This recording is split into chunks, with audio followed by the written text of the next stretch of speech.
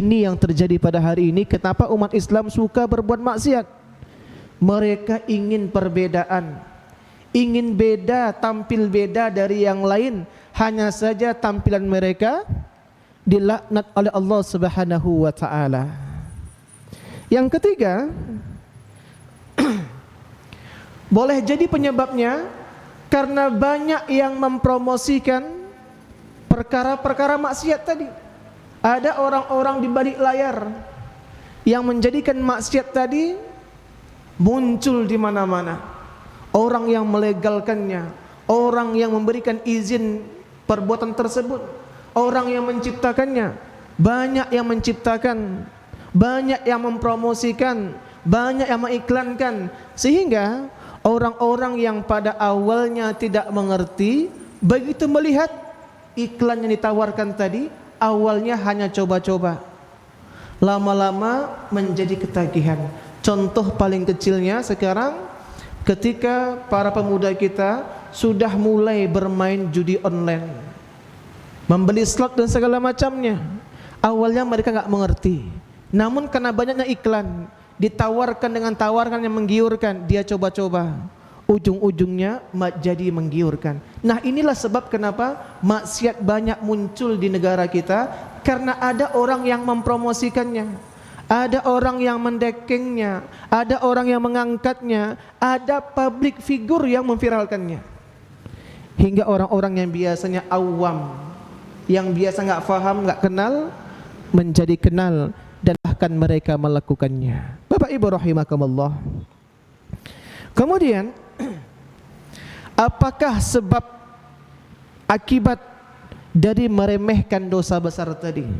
Para ulama mengatakan, yang pertama, para pelaku maksiat itu ketika sekali melakukan, kebanyakan mereka akan ketagihan. Contoh yang paling nyata, perbuatan judi. Pada awalnya biasa, lama kelamaan mereka menjadi terbiasa, lama kelamaan itu menjadi seperti harian mereka. Begitu pun dengan perkara-perkara minum-minuman keras, begitu pun dengan perkara-perkara menggunakan sesuatu yang memabukkan bagi diri mereka, baik itu ganja, heroin, ekstasi dan segala macamnya, yang menjadikan mereka semakin senang melakukannya. Yang kedua, boleh jadi dosa itu telah mengikis rasa malu dari dirinya, sebagaimana Nabi Muhammad mengatakan kepada kita bersama, apabila iman dan malu merupakan pasangan dalam segala situasi dan kondisi, apabila rasa malu sudah tidak ada, maka iman pun sirna. Boleh jadi kenapa maksiat banyak dilakukan, karena pada hari ini kebanyakan manusia sudah tidak lagi ada rasa malu untuk melakukan perbuatan maksiat. Dan orang-orang yang soleh, yang baik, yang punya amanah untuk melindungi kita, melegalkan perkara tadi, sehingga seolah-olah mereka didukung. Maka berkembanglah para pelaku maksiat, bukan hanya di luar, namun di rumah-rumah, di bilik-bilik. Walaupun di tempat yang paling sempit sekalipun di rumah kita, banyak juga orang yang mampu melakukan perbuatan maksiat tadi. Bapak Ibu rahimakumullah,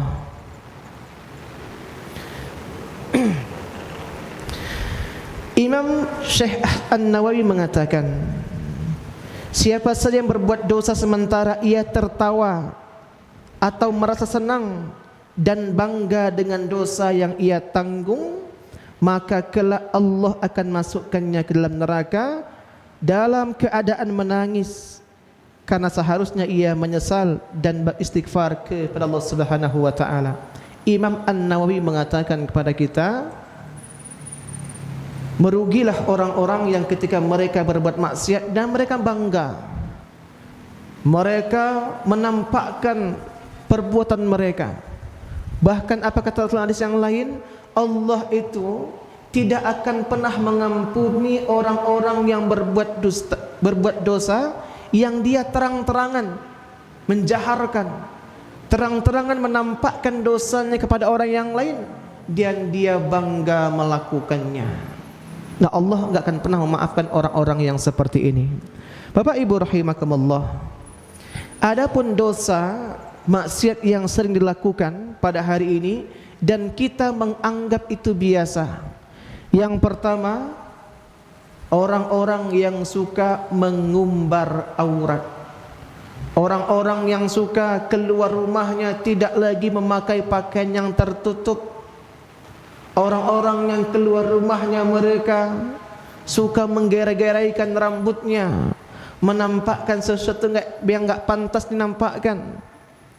Nah, ini pada hari ini kita beranggapan seorang wanita ketika pakaiannya sopan, maksud sopan di sini pakaiannya bajunya mungkin daster, walaupun tidak menggunakan hijab, kita pada hari ini terkadang memaklumi perkara yang seperti ini.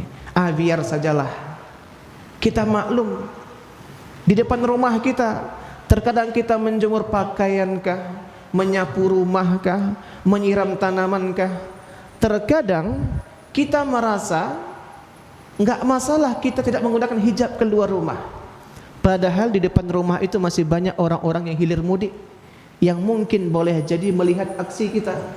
Boleh jadi tetangga kita tanpa sengaja mereka melihat kita. Dan pada hari ini kebanyakan manusia itu tidak lagi menghiraukan tentang aurat mereka. Bapak Ibu rahimakumullah.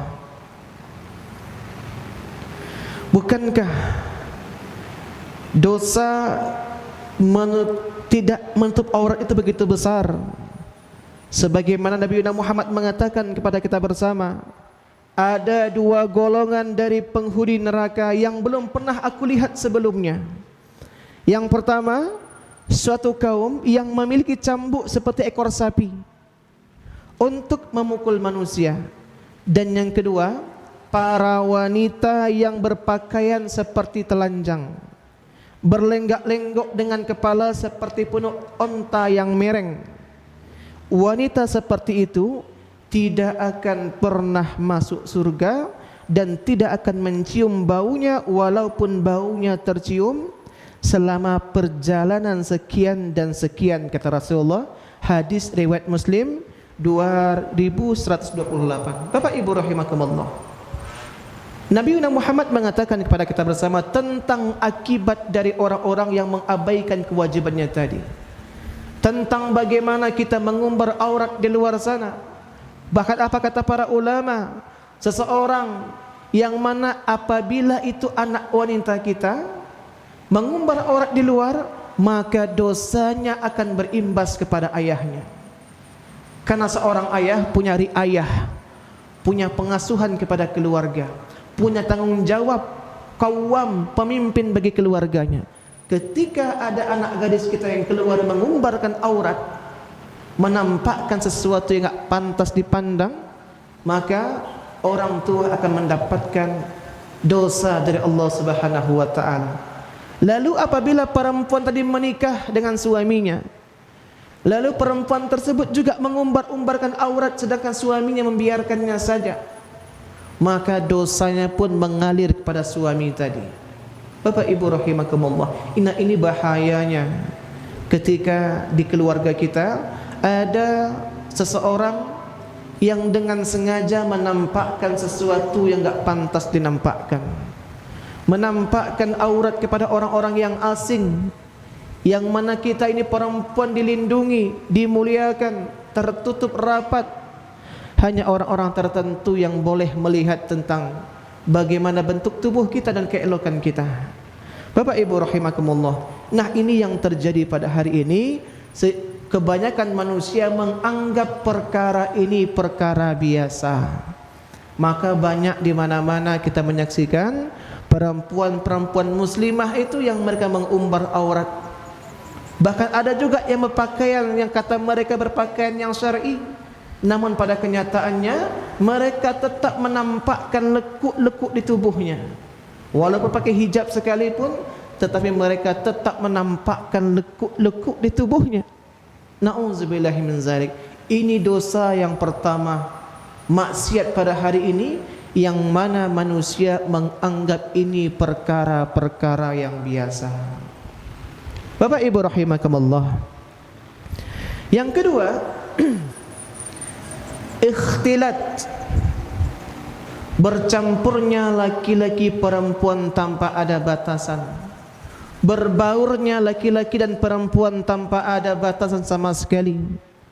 Yang mana dari Uqbah bin Amir, Nabi Muhammad mengatakan kepada kita bersama, iyyakum wad-dukhulu 'alan nisa. Janganlah pernah sekali-kali engkau itu masuk ke tempatnya seorang perempuan yang mana perempuan tersebut bukanlah mahram kita.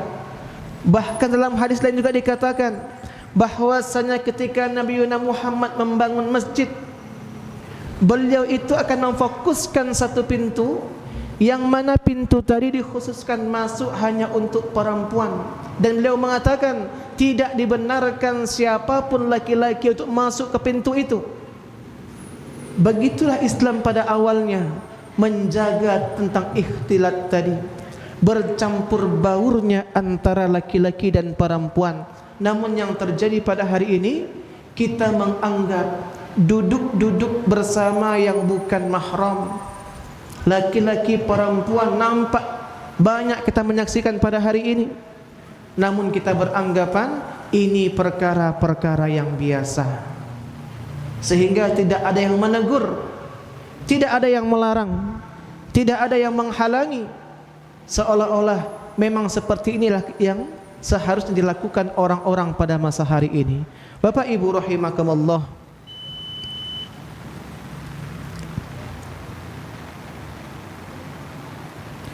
kemudian para sahabat bertanya lagi, wahai Rasulullah dari kaum Ansar, bagaimana pendapatmu dengan al-hamwu? Al-hamwu ini artinya ipar. Kalau bagi laki-laki, istri dari adik atau kakak. Bagi perempuan mungkin suami dari kakak ataupun adik. Wahai Rasulullah, kata para sahabat Nabi, bagaimana dengan al-hamwu? Beliau menjawab, al-hamwu itu adalah al-maut, adalah kematian. Ini yang terjadi pada hari ini. Terkadang Bapak Ibu rahimakumullah, mohon maaf, ketika kita di rumah kita, lalu masuklah ipar kita, terkadang kita menganggap ini hal yang sepele, padahal ini adalah kematian, kata Rasulullah, sesuatu yang mampu menimbulkan fitnah. Maka jangan sampai kita berdua-duaan di rumah, memasukkan seseorang ke rumah ketika tidak ada mahram kita di situ, walaupun itu ipar kita sekalipun. Walaupun ipar kita, karena banyak terjadi sesuatu yang na'udzubillah terjadian antara ipar dengan ipar dan segala macamnya, gara-gara mereka sering bertemu. Mereka sering bertemu, selalu bertemu, sehingga menganggap itu perkara yang biasa. Lalu muncullah fitnah di sana. Sedangkan ipar saja berdua di rumah ini dilarang, apalagi orang asing yang masuk ke rumah kita. Ini mohon maaf, kita di rumah misalnya perempuan, seandainya ada kerusakan di rumah kita, baik itu listrik, baik itu air, baik itu gas dan segala macamnya, kita ingin mengganti, memperbaikinya, maka sebaiknya kita mencari orang lain untuk menemani kita.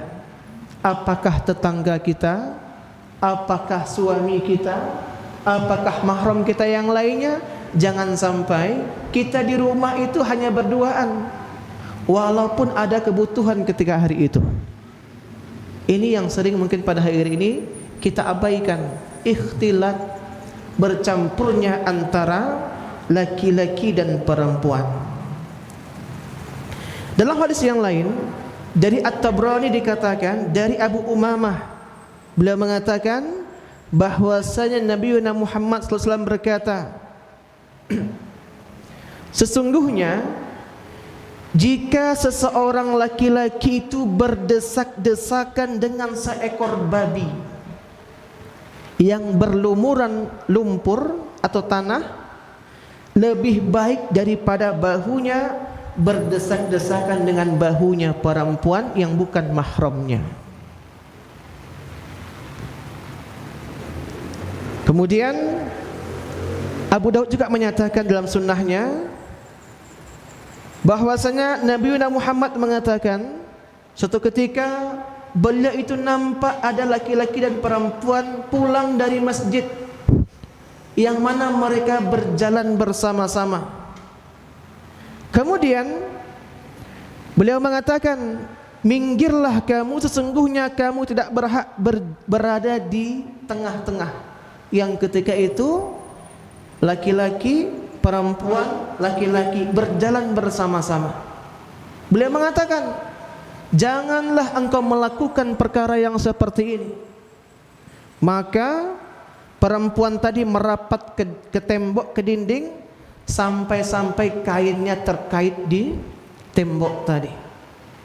Ini kenapa kita dalam berikhtilat, berdesak-desakan, berdua-duaan atau bercampur laki-laki perempuan dalam Islam memang tidak dibenarkan.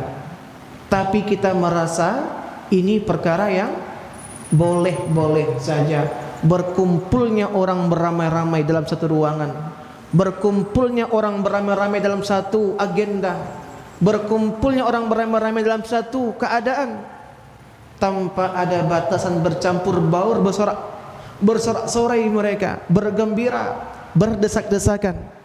Nah, ini yang terjadi pada hari ini. Kita menganggap ini perkara biasa. Bahkan apa kata Rasulullah, bersinggungan kita dengan seekor babi yang penuh lumpur itu lebih baik dibandingkan berdesak-desakan yang beradu-radu antara bahu kita dengan bahu perempuan yang bukan mahram kita. Bapak Ibu rahimakumullah, dan kita menyaksikan pada hari ini kita sudah menganggap ini perkara yang biasa. Namun para ulama mengatakan, seandainya bercampurnya seseorang itu karena perkara-perkara yang memang tidak ada cara lain, maka ini diperbolehkan. Contoh, seorang dokter yang harus memeriksa pasiennya dan ternyata dokter yang ada hanya laki-laki dan yang datang itu perempuan, dan dokter tadi hanya bisa mendiagnosa penyakitnya dengan cara menyentuh, maka dalam keadaan seperti ini menjadi boleh karena dalam keadaan darurat. Namun yang terjadi ketika tidak ada darurat, kita mampu mengambil hal yang lain, kita tetap melakukan. Nah, inilah yang dilarang dalam Islam, bercampur baur, ikhtilat antara laki-laki dan perempuan, dan orang menganggap ini perkara-perkara yang biasa. Bapak Ibu rahimakumullah. Yang ketiga, khalwat, berdua-duaan, berpacaran, bergandengan tangan, nongkrong berdua-duaan, segala macamnya. Pada hari ini kita menyaksikan, betapa banyak kita menyaksikan laki-laki perempuan bergoncengan dengan motor mereka yang ternyata mereka masih anak sekolahan, yang ternyata mereka itu belumlah menikah, yang ternyata mereka itu bukanlah, tidak ada hubungan mahram sama sekali. Namun yang terjadi, mereka melakukan terang-terangan di depan mata kita, bercanda, berpegangan dan segala macam berperlukan di depan mata kita. Namun orang-orang yang soleh, yang baik, yang amanah membiarkan maksiat ada di hadapan mereka semua. Nah, kita menganggap seolah ini perkara yang biasa pada hari ini. Bapak Ibu rahimakumullah, kita sangat miris dengan kejadian-kejadian yang ada pada hari ini. Dikarenakan mereka semakin dekatnya berkhalwat, berdua-duaan, terkadang mereka mendekati perbuatan-perbuatan zina, bahkan sampai kecelakaan. Nanti berakibat dengan munculnya, lahirnya anak-anak yang putus nasabnya, atau lahirnya anak-anak yang kemudian nanti mungkin dibuang, atau munculnya lahirnya anak-anak yang nanti akan dibunuh dan segala macamnya. Ini yang terjadi ketika berdua-duaan, karena yang ketiga itu setan. Dia akan menjadikan kita sebagai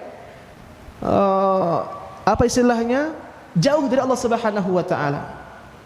Bapak Ibu rahimakumullah, khawatirlah kita dengan anak-anak generasi muda kita pada hari ini, yang mana mereka tidak malu lagi berdua-duaan. Bahkan di pinggir-pinggir jalan kita menyaksikan mereka berpegangan tangan, mereka berkhalwat, berdua-duaan. Bukankah cinta itu dibuktikan tidak dengan cara yang seperti itu? Cinta yang terbaik itu buktikan datangi orang tuanya, sampaikan dengan terus terang, dan janjikan kepada mereka, nanti, sekarang ini masanya yang lain dulu. Bapak Ibu rahimakumullah, kenapa ini terjadi? Karena para orang tua pada hari ini mengabaikannya. Orang tua pada hari ini menganggap ini perkara yang sudah biasa. Orang tua pada hari ini kebanyakan dayus. Mereka tidak ada sedikit pun rasa cemburu ketika melihat keluarganya melakukan perkara maksiat. Mereka tidak ada sedikit pun dalam hati mereka sedih akan tingkah laku anak-anak mereka, dengan beranggapan, oh mereka telah dewasa, itu hak mereka, itu jalan mereka, biarkanlah saja. Nah, inilah anggapan para orang tua. Kenapa generasi muda kita hancur pada hari ini, jauh dari Allah Subhanahu wa ta'ala. Bapak Ibu rahimakumullah,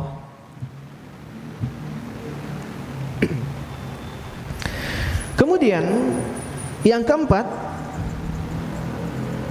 sesuatu dosa maksiat yang dianggap biasa berikutnya, bersentuhan tangan yang bukan mahram, atau bisa dikatakan berjabat tangan dengan seseorang yang tidak halal kita untuk menyentuhnya.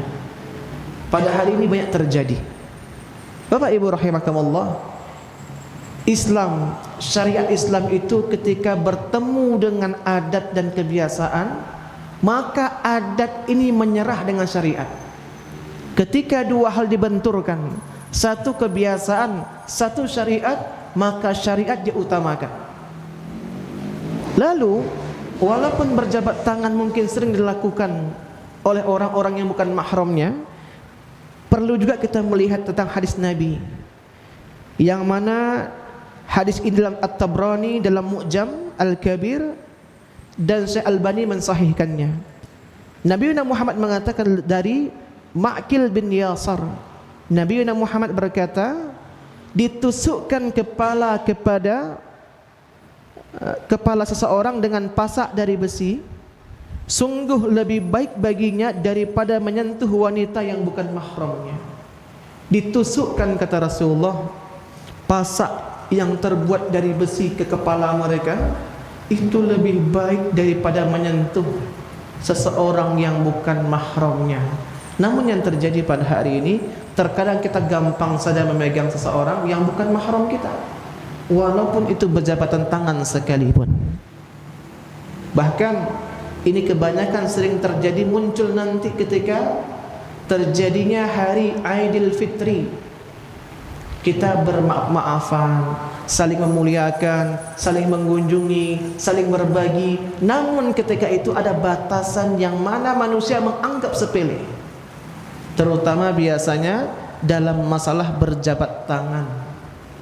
Sepakat para ulama dari Malikiyah, dari mazhab Malikiyah dikatakan, walaupun tua, walaupun muda, yang bukan mahram memang tidak boleh menyentuhnya. Begitupun Asy-Syafi'iyah, dalam mazhab Syafi'i pun seperti itu. Yang tua, yang muda, yang udah nenek-nenek yang masih muda belia, tetap tidak boleh bersentuhan ketika mereka telah balik. Tidak boleh menyentuh seseorang yang bukan mahramnya.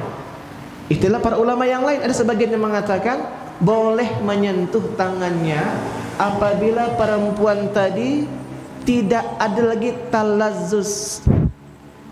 Ketika kita memandang, tidak ada lagi syahwat untuk dia. Misal perempuan usia di atas 80 tahun misalnya, atau di atas 70 tahun, yang mana tidak lagi menimbulkan syahwat, yang telah menopause, sebagian mengatakan boleh dalam keadaan tertentu pula.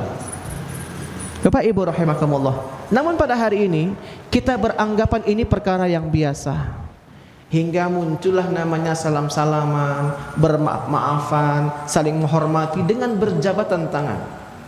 Padahal agama kita telah menentukan batas-batasnya tentang antara mahram dan yang dihalalkan untuk disentuh.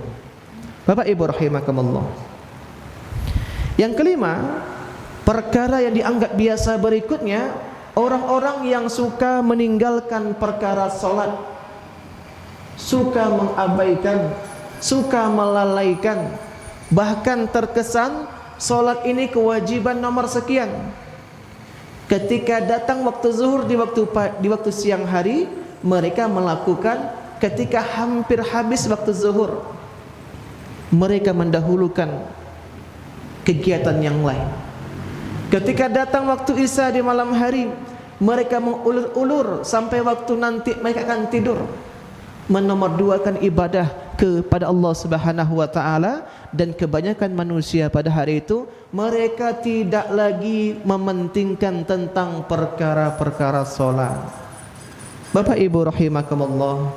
Nah, ini yang terjadi pada hari ini.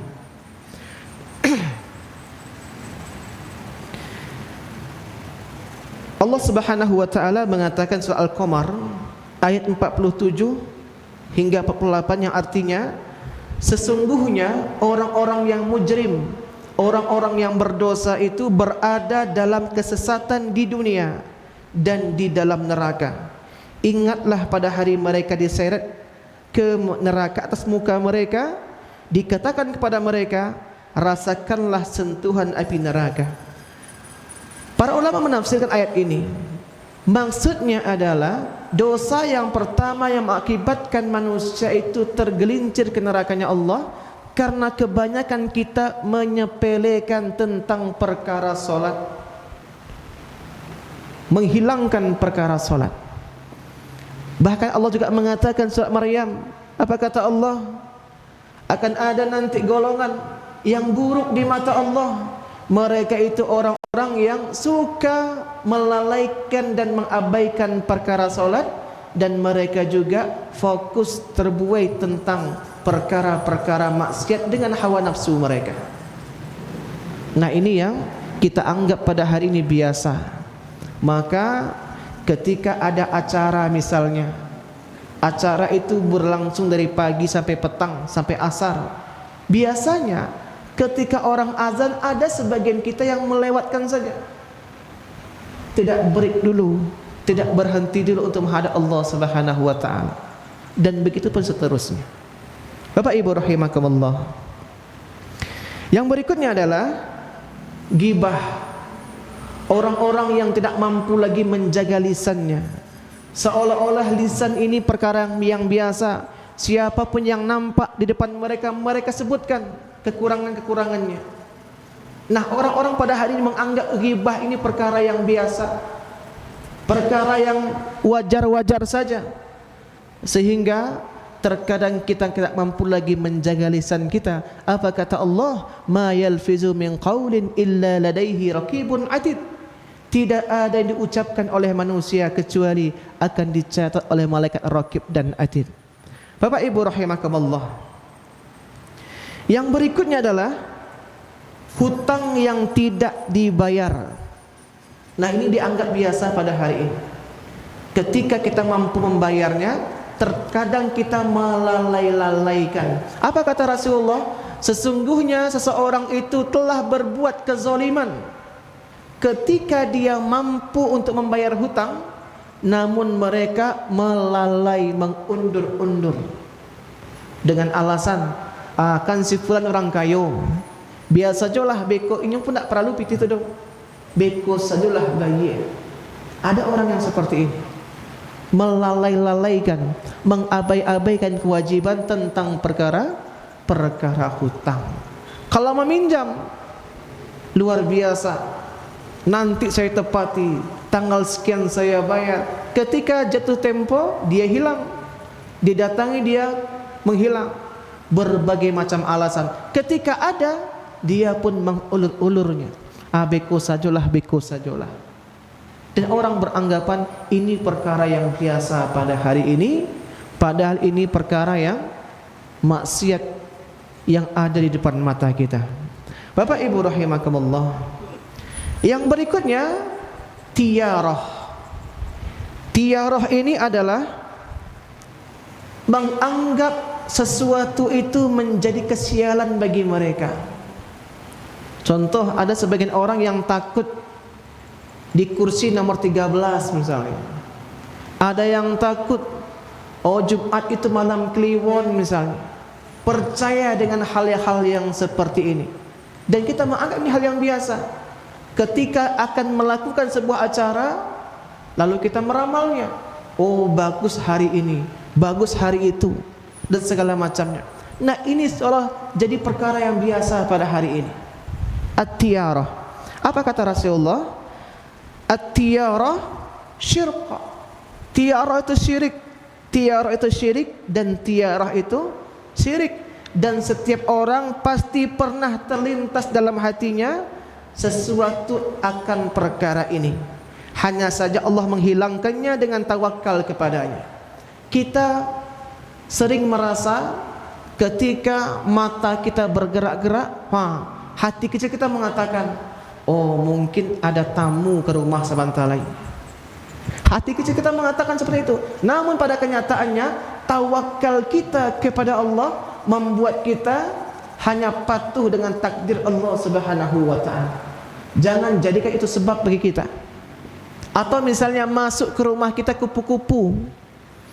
Sebagai orang-orang zaman dahulu mengatakan, oh mungkin datang tamu dan segala macamnya. Bergerak-gerak mata kita, oh mungkin ada orang yang membicarakan kita. Bersin kita, oh mungkin ada orang yang begini. Lalu ketika kita kecelakaan, oh mungkin sebabnya ini. Mengait-ngaitkan kesialan dengan perkara-perkara yang lainnya. Tiarah, percaya dengan perkara-perkara yang seperti ini. Lalu apa kata Rasulullah? Tiarah itu syirik. Dan sebenarnya hati kita pun terkadang meyakini, namun keimanan kitalah yang menjadikan kita tunduk dan patuh kepada Allah Subhanahu wa ta'ala. Bapak Ibu rahimakumullah. Kemudian yang berikutnya, yang sering terjadi pada hari ini, jual beli jabatan. Ini yang sering dianggap biasa pada hari ini. Membeli jabatan yang mana itu bukan hak dia, bukan sesuatu yang harus mereka miliki, namun dia mendapatkannya. Para ulama menafsirkan dari surat Al-Baqarah 188. Apa kata Allah yang artinya? Dan janganlah kamu makan harta di antara kamu dengan cara yang batil. Dan janganlah kamu membawa urusan harta itu kepada para hakim dengan maksud agar kamu dapat memakan sebagian harta orang lain itu dengan jalan yang dosa, padahal kamu mengetahui seharusnya yang dapat amanah si fulan, tapi karena dibeli dia yang mengambilnya, si fulan tidak mendapatkannya. Mengambil, menikmati yang harusnya milik orang lain, kita yang memiliki. Nah pada hari ini sudah sepertinya rahasia umum, jual beli jabatan yang kita menganggap ini perkara-perkara yang biasa. Bapak Ibu rahimakumullah. Yang berikutnya adalah orang-orang yang suka memberi suap atau mengambil suap, riswah, seolah-olah ketika kita menginginkan sesuatu dari orang itu, ini sedikit Pak oleh-oleh, ini sedikit yang seperti ini sedikit mohon bantuannya. Kita menyuap, kita memberi dengan harapan rezeki yang ada tadi berlimpah kepada kita. Bapak Ibu rahimakumullah. Nah ini dianggap biasa. Ketika ada kita melakukan meminta kepada apapun instansi namanya, kalau kita menjalankan dengan cara yang benar, mungkin lama, butuh waktu sehari, butuh waktu 2 hari. Namun kita ingin cepat, maka terjadilah suap di situ. Kita mengambil antrian yang sebenarnya itu milik orang lain. Kita ambil, kita pertama yang harusnya sehari siap, ini 1 jam siap. Ini riswah yang kita anggap pada hari ini perkara-perkara yang biasa. Bapak Ibu rahimakumullah.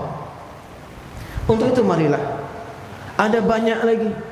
Nanti ada kitabnya, ada kitab orang menjualnya dosa-dosa besar yang dianggap biasa pada masa sekarang ini. Ada nanti kitabnya, bisa dibeli di toko-toko buku tentang apa-apa saja yang ada pada hari ini, tentang bagaimana orang-orang menganggap sesuatu yang mengundang murka Allah, kita menganggapnya perkara ini perkara yang biasa. Bapak Ibu rahimahullah, tentu kita tidak ingin ketika Allah haramkan kepada kita, ketika Allah larang dalam kehidupan sehari-hari kita, kita langgar, kita kerjakan. Takutlah kita nanti di hadapan Allah Subhanahu wa taala, di pengadilannya Allah Subhanahu wa taala. Kaum muslimin yang berbahagia, kita mengingatkan kembali tujuan Allah memberikan kehidupan kepada kita hanya untuk patuh dan taat kepadanya, tidak ada yang lain. Tujuan Allah hidupkan kita di muka bumi ini hanya untuk patuh dan taat kepada aturan-aturan Allah Subhanahu wa taala. Adapun dunia yang Allah hamparkan di hadapan kita semua, ini semua adalah ujian dan cobaan yang Allah berikan kepada kita. Hanya orang-orang yang selamat, orang-orang yang takut kepada Allah yang selamat nanti yaumul qiyamah. Bapak Ibu rahimakumullah, untuk itu marilah kita bersama-sama, selagi Allah masih berikan kenikmatan umur kepada kita, kesehatan kepada kita, mari kita jaga diri kita, keluarga kita, orang-orang di bawah riayah kita. Mudah-mudahan Allah mengampuni semua langkah kita yang pernah salah sebelumnya. Mudah-mudahan Allah mengampuni kelalaian kita akan beribadah kepadanya, dan kita berharap kepada Allah Subhanahu wa taala, semoga Allah kumpulkan kita nanti di surganya Allah Subhanahu wa taala. Bapak Ibu rahimakumullah, mungkin ini dapat kami sampaikan pada malam hari ini. Yang benar datang dari Allah Subhanahu wa taala, khilaf dan salah kami mohon maaf yang sebesar-besarnya. Mudah-mudahan Allah mengampuni dan memaafkan semua khilaf dan salah kita. Subhanakallahumma bika asyhadu an la ilaha illa anta astaghfiruka wa atubu ilaik. Assalamualaikum warahmatullahi wabarakatuh.